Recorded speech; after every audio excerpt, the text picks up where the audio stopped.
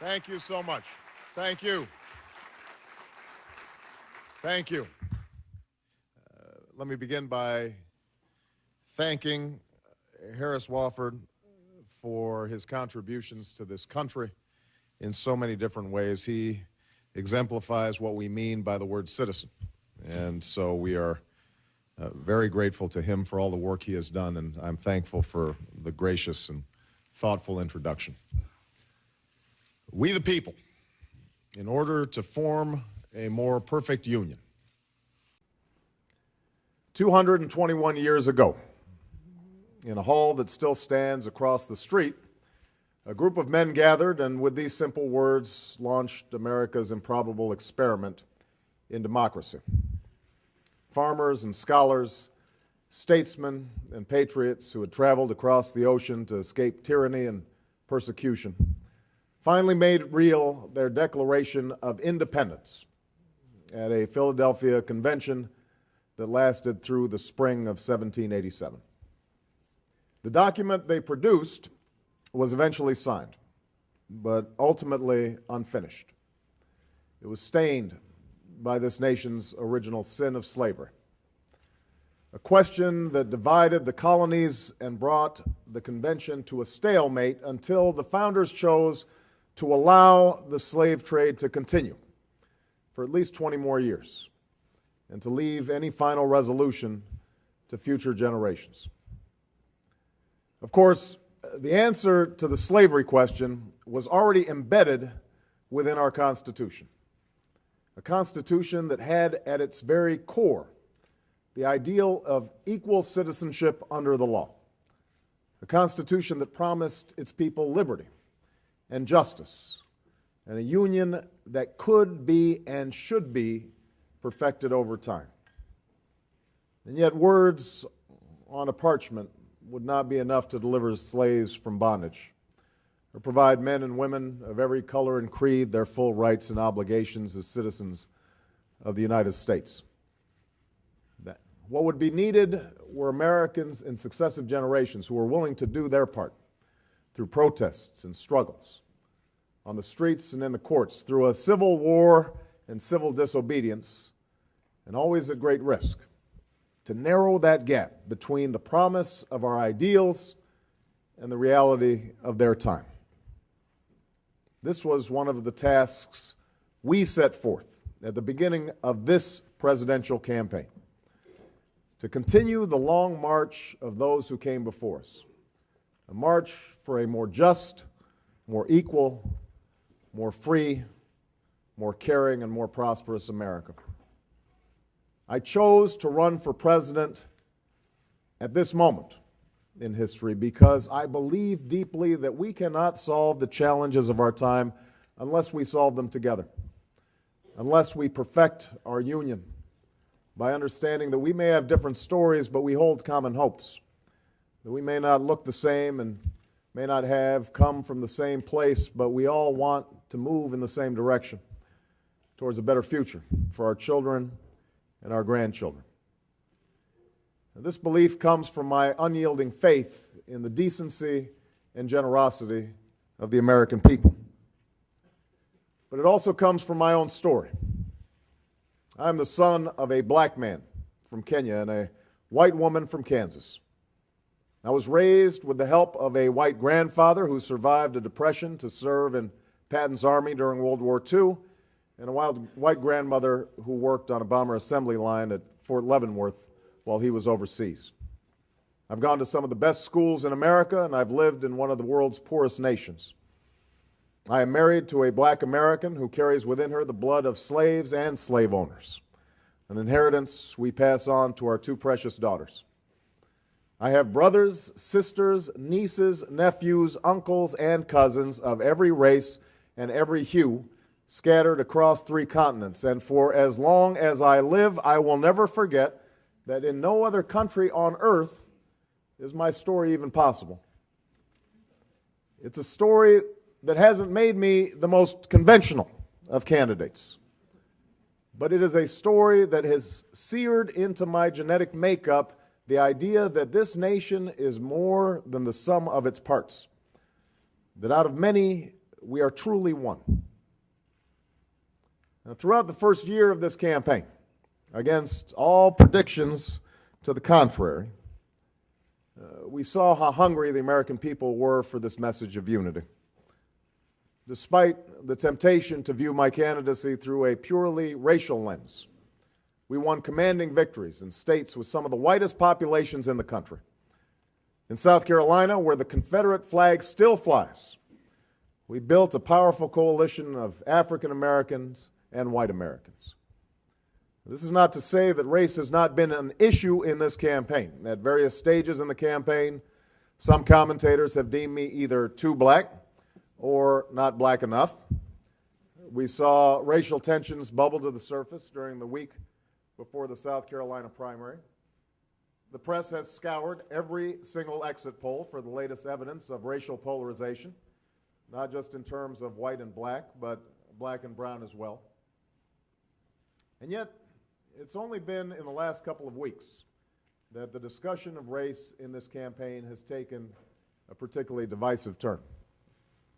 On one end of the spectrum, we've heard the implication that my candidacy is somehow an exercise in affirmative action that is based solely on the desire of wild and wide-eyed liberals to purchase racial reconciliation on the cheap.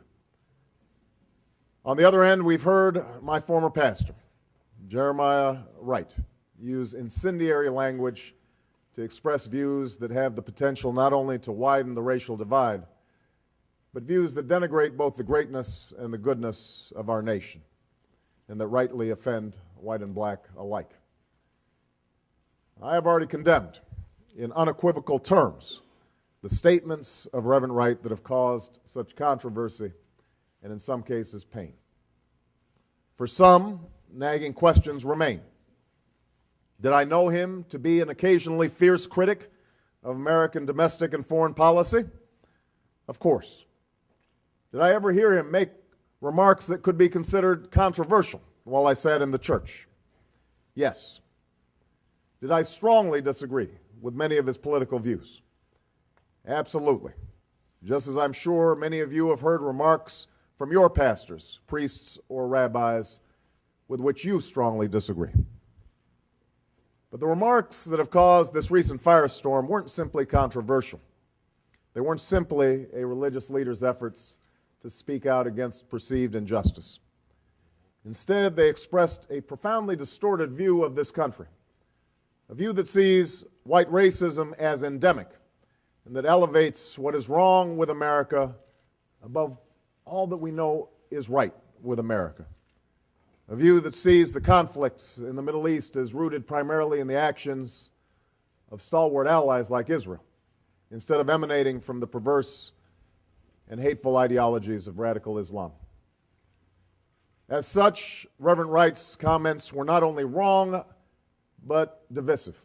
Divisive at a time when we need unity, racially charged at a time when we need to come together to solve a set of monumental problems: 2 wars, a terrorist threat, a falling economy, a chronic healthcare crisis, and potentially devastating climate change. Problems that are neither black or white or Latino or Asian, but rather problems that confront us all. Given my background, my politics, and my professed values and ideals, there will no doubt be those for whom my statements of condemnation are not enough. Why associate myself with Reverend Wright in the first place, they may ask? Why not join another church? And I confess that if all that I knew of Reverend Wright were the snippets of those sermons that have run in an endless loop on the television sets and YouTube, if Trinity United Church of Christ conformed to the caricatures being peddled by some commentators, there is no doubt that I would react in much the same way. But the truth is, that isn't all that I know of the man. The man I met more than 20 years ago is a man who helped introduce me to my Christian faith, a man who spoke to me about our obligations to love one another, to care for the sick, and lift up the poor. He is a man who served his country as a United States Marine and who has studied and lectured at some of the finest universities and seminaries in the country, and who over 30 years has led a church that serves the community by doing God's work here on earth, by housing the homeless, ministering to the needy, providing daycare services and scholarships and prison ministries, and reaching out to those suffering from HIV/AIDS. In my first book, Dreams from My Father, I described the experience of my first service at Trinity. It goes as follows. People began to shout, to rise from their seats and clap and cry out, a forceful wind carrying the Reverend's voice up to the rafters. And in that single note, hope, I heard something else. At the foot of that cross, inside the thousands of churches across the city, I imagined the stories of ordinary black people merging with the stories of David and Goliath, Moses and Pharaoh, the Christians in the lion's den, Ezekiel's field of dry bones. Those stories of survival and freedom and hope became our stories, my story. The blood that spilled was our blood, the tears our tears, until this black church on this bright day seemed once more a vessel carrying the story of a people into future generations and into a larger world. Our trials and triumphs became at once unique and universal, black and more than black. In chronicling our journey, the stories and songs gave us a meaning to reclaim memories that we didn't need to feel shame about, memories that all people might study and cherish and with which we could start to rebuild. That has been my experience at Trinity. Like other predominantly black churches across the country, Trinity embodies the black community in its entirety, the doctor and the welfare mom, the model student and the former gangbanger. Like other black churches, Trinity's services are full of raucous laughter and sometimes bawdy humor. They are full of dancing and clapping and screaming and shouting that may seem jarring to the untrained ear. The church contains in full the kindness and cruelty, the fierce intelligence and the shocking ignorance, the struggles and successes, the love and, yes, the bitterness and biases that make up the black experience in America. And this helps explain, perhaps, my relationship with Reverend Wright. As imperfect as he may be, he has been like family to me. He strengthens my faith, officiated my wedding, and baptized my children. Not once in my conversations with him have I heard him talk about any ethnic group in derogatory terms, or treat whites with whom he interacted with anything but courtesy and respect. He contains within him the contradictions, the good and the bad, of the community that he has served diligently for so many years. I can no more disown him than I can disown the black community. I can no more disown him than I can disown my white grandmother, a woman who helped raise me, a woman who sacrificed again and again for me, a woman who loves me as much as she loves anything in this world, but a woman who once confessed her fear of black men who passed her by on the street, and who on more than one occasion has uttered racial or ethnic stereotypes that made me cringe. These people are part of me, and they are part of America, this country that I love. Now, some will see this as an attempt to justify or excuse comments that are simply inexcusable. I can assure you it is not. And I suppose the politically safe thing to do would be to move on from this episode and just hope that it fades into the woodwork. We can dismiss Reverend Wright as a crank or a demagogue, just as some have dismissed Geraldine Ferraro in the aftermath of her recent statements as harboring some deep-seated bias. But race is an issue that I believe this nation cannot afford to ignore right now. We would be making the same mistake that Reverend Wright made in his offending sermons about America, to simplify and stereotype and amplify the negative to the point that it distorts reality. The fact is that the comments that have been made and the issues that have surfaced over the last few weeks reflect the complexities of race in this country that we've never really worked through, a part of our union that we have not yet made perfect. And if we walk away now, if we simply retreat into our respective corners, we will never be able to come together and solve challenges like health care or education or the need to find good jobs for every American.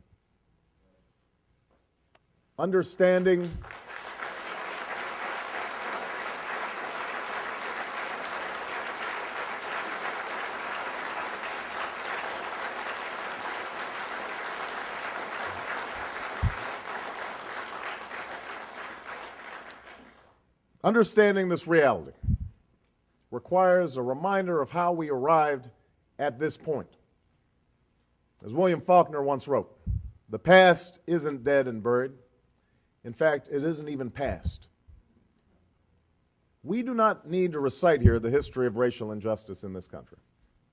But we do need to remind ourselves that so many of the disparities that exist between the African American community and the larger American community today can be traced directly to inequalities passed on from an earlier generation that suffered under the brutal legacy of slavery and Jim Crow.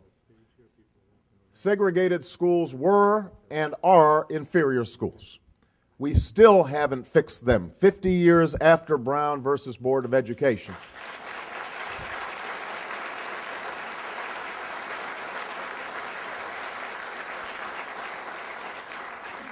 And the inferior education they provided, then and now, helps explain the pervasive achievement gap between today's black and white students. Legalized discrimination, where blacks were prevented, often through violence, from owning property, or loans were not granted to African American business owners, or black homeowners could not access FHA mortgages, or blacks were excluded from unions, or the police force, or the fire department, meant that black families could not amass any meaningful wealth to bequeath to future generations. That history helps explain the wealth and income gap between blacks and whites and the concentrated pockets of poverty that persist in so many of today's urban and rural communities.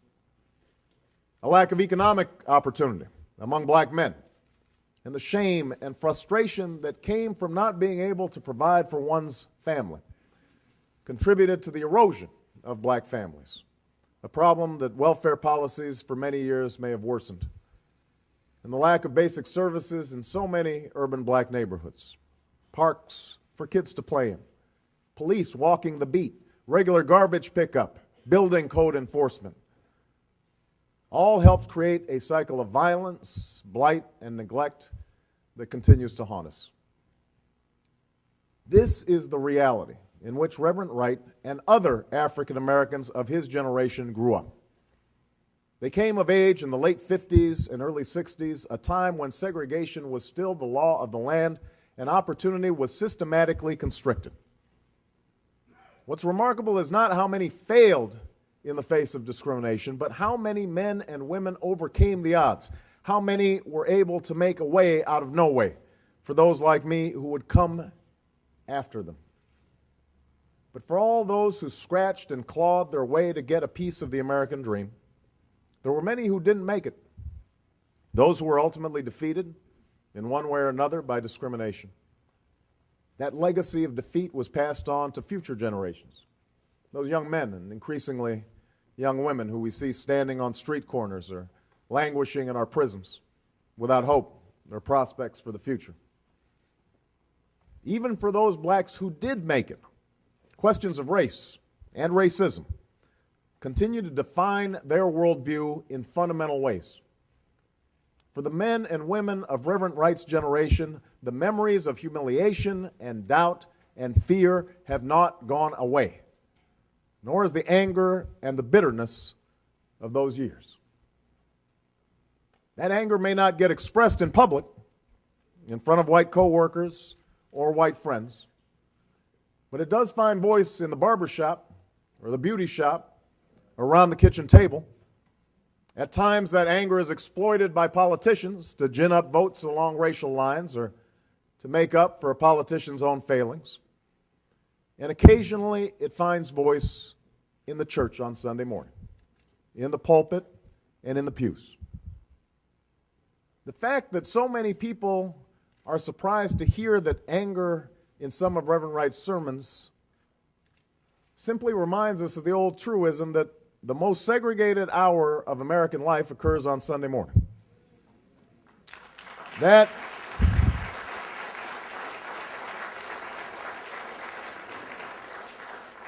anger is not always productive.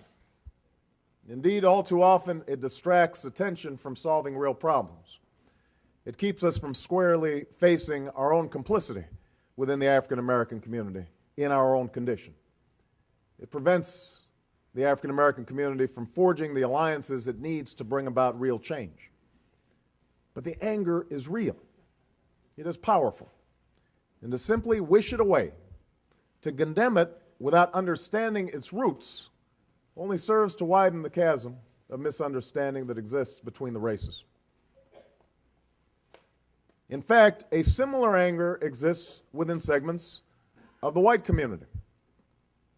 Most working and middle-class white Americans don't feel that they've been particularly privileged by their race. Their experience is the immigrant experience. As far as they're concerned, no one handed them anything. They've built it from scratch. They've worked hard all their lives, many times only to see their jobs shipped overseas or their pensions dumped after a lifetime of labor. They are anxious about their futures, and they feel their dreams slipping away. And in an era of stagnant wages and global competition, opportunity comes to be seen as a zero-sum game in which your dreams come at my expense. So when they are told to bus their children to a school across town, when they hear an African American is getting an advantage in landing a good job or a spot in a good college because of an injustice that they themselves never committed, when they're told that their fears about crime in urban neighborhoods are somehow prejudiced, resentment builds over time. Like the anger within the black community, these resentments aren't always expressed in polite company, but they have helped shape the political landscape for at least a generation. Anger over welfare and affirmative action helped forge the Reagan coalition. Politicians routinely exploited fears of crime for their own electoral ends. Talk show hosts and conservative commentators built entire careers unmasking bogus claims of racism while dismissing legitimate discussions of racial injustice and inequality as mere political correctness or reverse racism.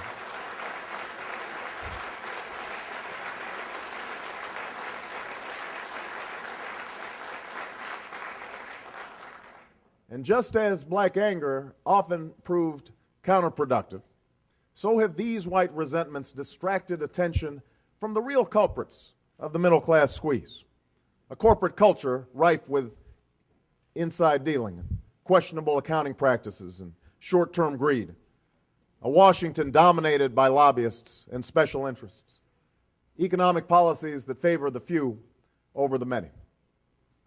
And yet to wish away the resentments of white Americans, to label them as misguided or even racist without recognizing they are grounded in legitimate concerns, this too widens the racial divide and blocks the path to understanding.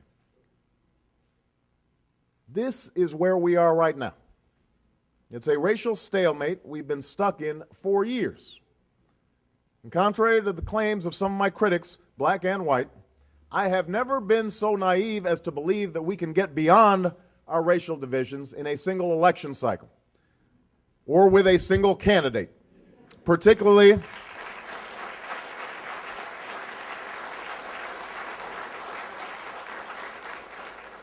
a candidacy as imperfect as my own. But I have asserted a firm conviction, a conviction rooted in my faith in God and my faith in the American people, that working together we can move beyond some of our old racial wounds and that in fact we have no choice. We have no choice if we are to continue on the path of a more perfect union. For the African American community, that path means embracing the burdens of our past without becoming victims of our past. It means continuing to insist on a full measure of justice in every aspect of American life. But it also means binding our particular grievances for better health care and better schools and better jobs to the larger aspirations of all Americans. The white woman struggling to break the glass ceiling, the white man who's been laid off, the immigrant trying to feed his family. And it means also taking full responsibility for our own lives by demanding more from our fathers and spending more time with our children and reading to them and teaching them that while they may face challenges and discrimination in their own lives, they must never succumb to despair or cynicism. They must always believe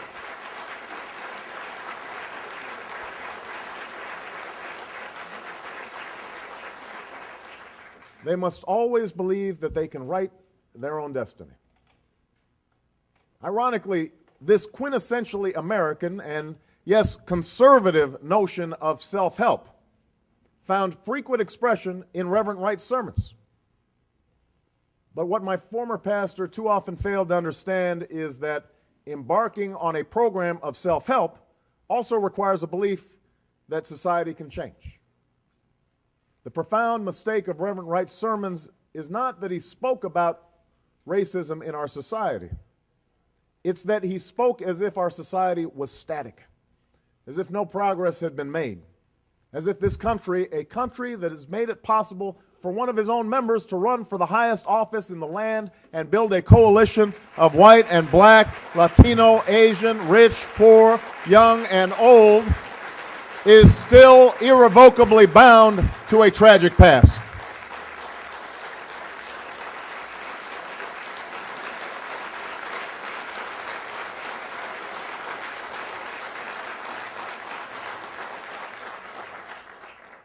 What we know, what we have seen, is that America can change. That is the true genius of this nation. What we have already achieved gives us hope, the audacity to hope for what we can and must achieve tomorrow. Now, in the white community, the path to a more perfect union means acknowledging that what ails the African American community does not just exist in the minds of black people, that the legacy of discrimination and current incidents of discrimination, while less overt than in the past, that these things are real and must be addressed, not just with words, but with deeds, by investing in our schools, in our communities, by enforcing our civil rights laws and ensuring fairness in our criminal justice system, by providing this generation with ladders of opportunity that were unavailable for previous generations. It requires all Americans to realize that your dreams do not have to come at the expense of my dreams, that investing in the health, welfare, and education of black and brown and white children will ultimately help all of America prosper.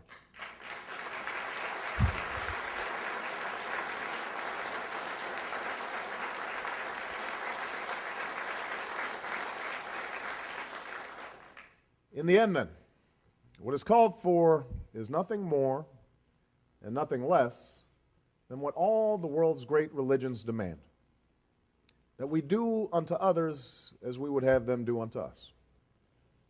Let us be our brother's keeper, Scripture tells us. Let us be our sister's keeper.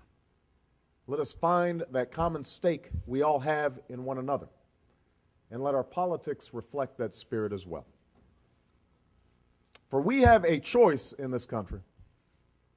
We can accept a politics that breeds division and conflict and cynicism. We can tackle race only as spectacle, as we did in the O.J. trial, or in the wake of tragedy, as we did in the aftermath of Katrina, or as fodder for the nightly news. We can play Reverend Wright's sermons on every channel, every day, and talk about them from now until the election. and make the only question in this campaign whether or not the American people think that I somehow believe or sympathize with his most offensive words. We can pounce on some gaffe by a Hillary supporter as evidence that she's playing the race card, or we can speculate on whether white men will all flock to John McCain in the general election regardless of his policies. We can do that. But if we do, I can tell you that in the next election, we'll be talking about some other distraction, and then another one, and then another one, and nothing will change.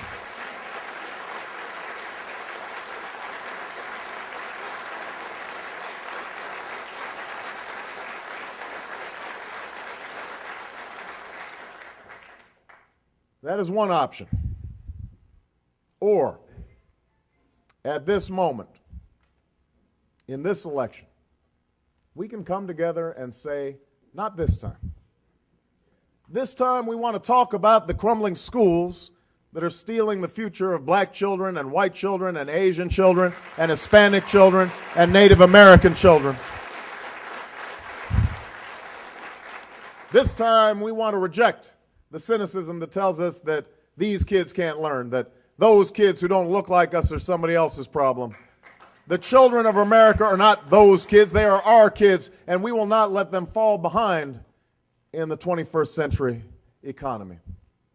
Not this time. This time we want to talk about how the lines in the emergency room are filled with whites and blacks and Hispanics who do not have health care, who don't have the power on their own to overcome the special interests in Washington, but who can take them on if we do it together. This time, we want to talk about the shuttered mills that once provided a decent life for men and women of every race, and the homes for sale that once belonged to Americans from every religion, every region, every walk of life. This time, we want to talk about the fact that the real problem is not that someone who doesn't look like you might take your job, it's that the corporation you work for will ship it overseas for nothing more than a profit. This time,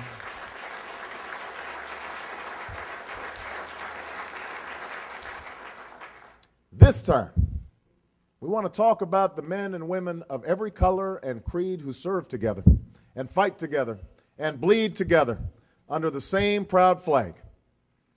We want to talk about how to bring them home from a war that should have never been authorized and should have never been waged.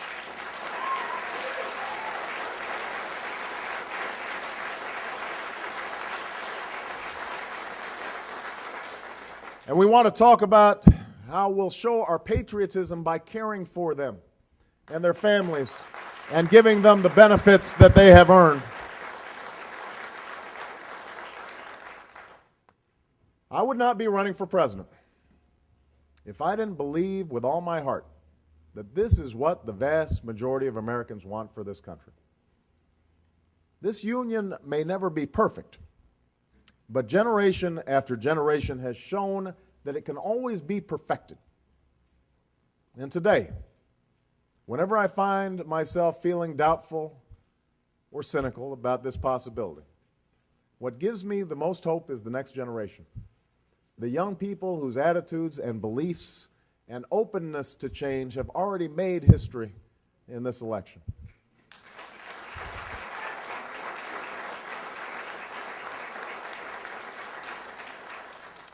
There's one story in particular that I'd like to leave you with today.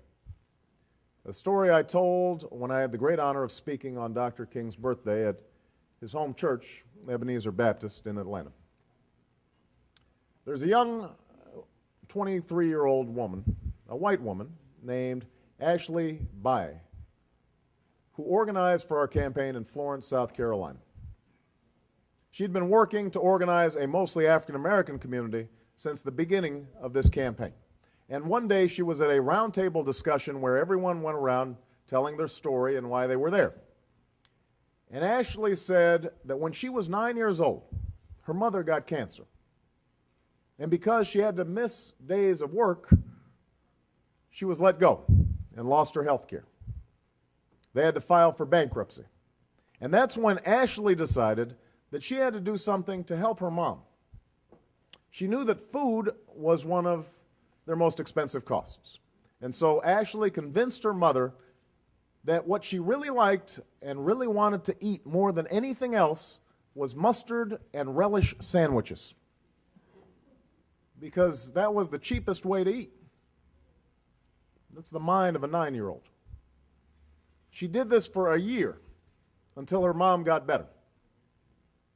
And so Ashley told everyone at the round table that the reason she had joined our campaign was so that she could help the millions of other children in the country who want and need to help their parents too. Now, Ashley might have made a different choice. Perhaps somebody told her along the way that the source of her mother's problems were blacks who were on welfare and too lazy to work, or Hispanics who were coming into the country illegally. But she didn't. She sought out allies in her fight against injustice. Anyway, Ashley finishes her story and then goes around the room and asks everyone else why they're supporting the campaign. They all have different stories and different reasons. Many bring up a specific issue. And finally, they come to this elderly black man who's been sitting there quietly the entire time. And Ashley asks him why he's there. And he doesn't bring up a specific issue. He does not say health care or the economy. He does not say education or the war. He does not say that he was there because of Barack Obama. He simply says to everyone in the room, I am here because of Ashley. I'm here because of Ashley. Now, by itself, that single moment of recognition between that young white girl and that old black man is not enough. It is not enough to give health care to the sick, or jobs to the jobless, or education to our children. But it is where we start. It is where our union grows stronger. And as so many generations have come to realize over the course of the 221 years since a band of patriots signed that document right here in Philadelphia, that is where perfection begins. Thank you very much, everybody. Thank you. Thank you. Thank you.